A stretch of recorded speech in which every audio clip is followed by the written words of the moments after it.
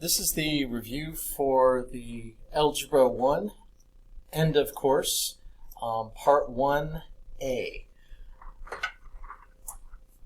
So in this first problem here, as you can see from the statement on top and the directions, it says that there's been an incorrect step somewhere.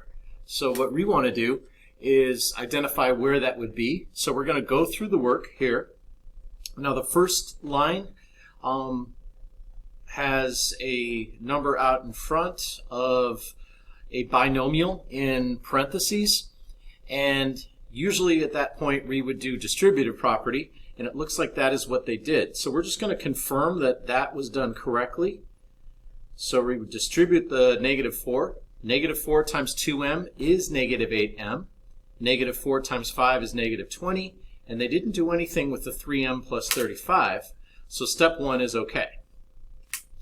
Next up, it looks like from step 1 to step 2, they moved the 3m. So they subtracted that to make it cancel out, and subtracted it from its like term on the left side. -8m minus 3m is -11m, and the 20 and the 35 are okay. So that step's all right.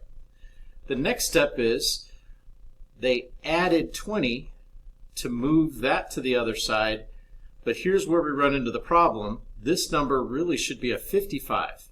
They subtracted instead. So that is my first incorrect step. Next up, we have number 2, where we have a student that's received 3 scores so far, and we want to know what will the average, let's say it a different way, what score is needed on the 4th test to have an average of 70.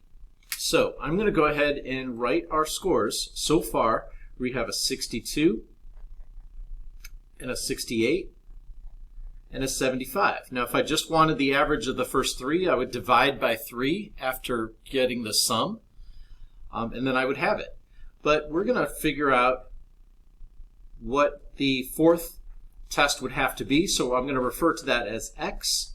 So there will be 4 tests, and I want that to be at least. So that means it's okay if it's equal to, it's also okay if it's greater than, but I don't want it to be less than. So it's greater than or equal to 70. So the first step here is going to be to multiply both sides by 4, because that will get rid of the denominator. You have to do both sides of the inequality, and that's multiply right there. So that's going to give me on the left side the 68 plus 62 plus 68 plus 75. I've already added that together. That would be 205 plus x, and on the other side you'd have 280. The only thing remaining to do would be to subtract 205 from both sides, and you would get your answer. You would need a score of at least 75. Moving on to number 3. We're solving for a variable, which means we're going to get y by itself. So to get y by itself, I want to first move the 4x to the other side. So if I subtract it, that will go away. It is not a like term with the 9, so I'm not going to combine them. So the next line, I'll have 3y is equal to 9 minus 4x. Now I'm going to get y by itself. So I'm going to divide everything by 3, and that will get me y by itself. 9 divided by 3 is 3, and I'm going to leave this as just a improper fraction. And if you wanted to put this term first, you could, but I'm going to leave it just like that. Moving on to number 4. Right here, this is an absolute value problem. And I want to just remind you that you are not supposed to distribute. So don't distribute. Might be tempting, but try not to do it. So I'm going to add 10 to both sides. That will cause the 10 to be canceled out on the left. So I would then have 2 times the absolute value of 3x plus 9 is equal to 12. Next up, I'm going to divide both sides by 2, and that will give me the absolute value of 3x plus 9 is equal to 6. So the absolute value is now by itself. At this point, I can break this into 2 separate problems. So I'm going to move this up a little bit to right about there. So I can write that as 3x plus 9 is equal to 6, and 3x plus 9 is equal to negative 6.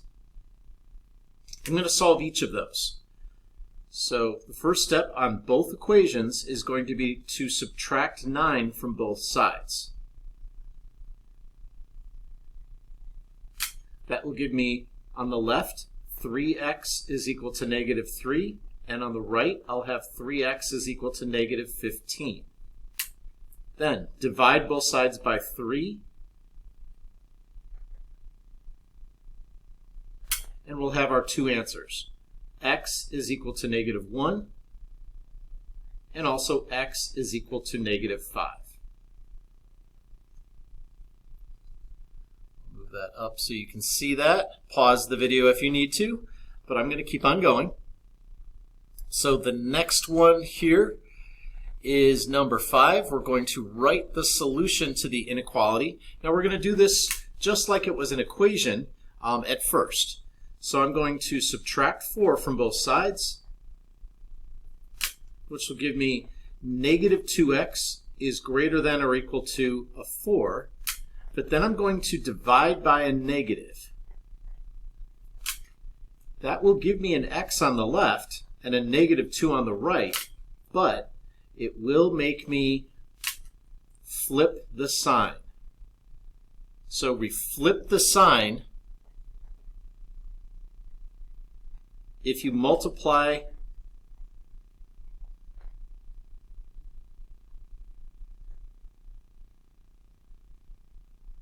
or dividing by a negative.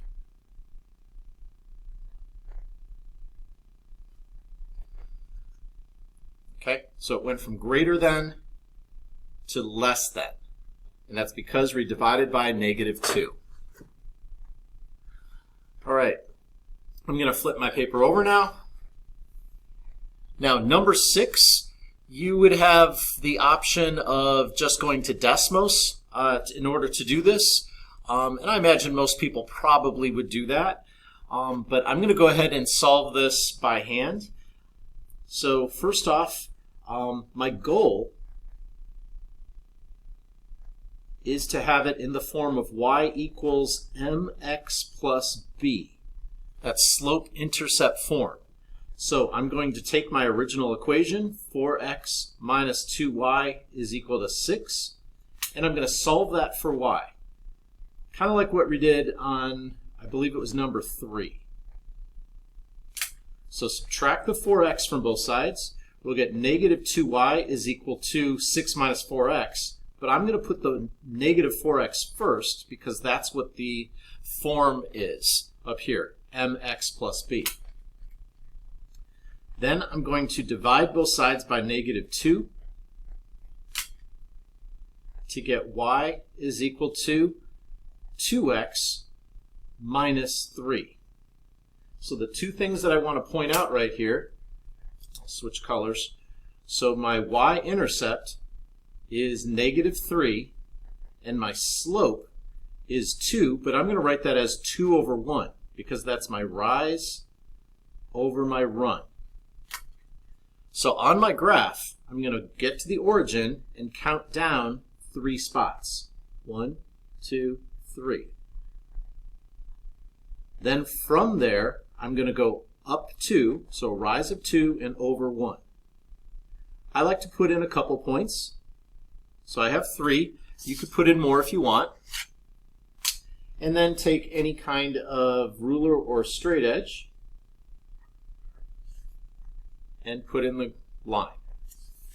On the test, you'll be selecting the correct graph from a choice of several. Moving on to number 7. So on this one, we're going to add equations. So to add equations, I'm going to put a plus sign to the left. 3x and 3x is 6x. I'm going to move over a little bit. Positive 2y and negative 2y, that's just 0, so that's gone. Equals 4 plus negative 4 is 0. So that means x is equal to 0. That's part of my answer, so I'll circle it. Next up, I'm going to take that 0 and put it into this first equation. So it becomes 3 times 0 plus 2y is equal to 4. Well, 3 times 0 is just 0, and if 2y is equal to 4, y has to be 2.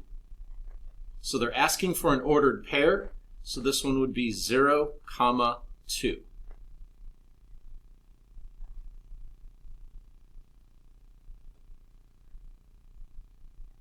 Number 8 and 9, they're very similar, only a slight change. One is asking for an x-intercept, and the other is asking for a y-intercept. What you have to do is set the other variable equal to 0. So I'm going to set y equal to 0 on number 8, and on number 9, I'm going to set x equal to 0. So this becomes 3x plus 4 times 0 is equal to 12, which means 3x is equal to 12, so x has to be 4. On this next one, we'll have 3 times 0 plus 4y is equal to 12, which means 4y is equal to 12, and y is equal to a 3. All right, we have one more to do. So number 10. Okay, we're going to write an equation of a line passing through these 2 points. First off, I want to point out that this is my first point. So I'm going to call it my x1, y1. This is my second point, so I'm going to refer to that as my x2, y2. Now, why do I do that? Because my goal is going to be to have it in the form of y equals mx plus b, and I need to figure out what the slope is. So I'm going to write down the slope formula,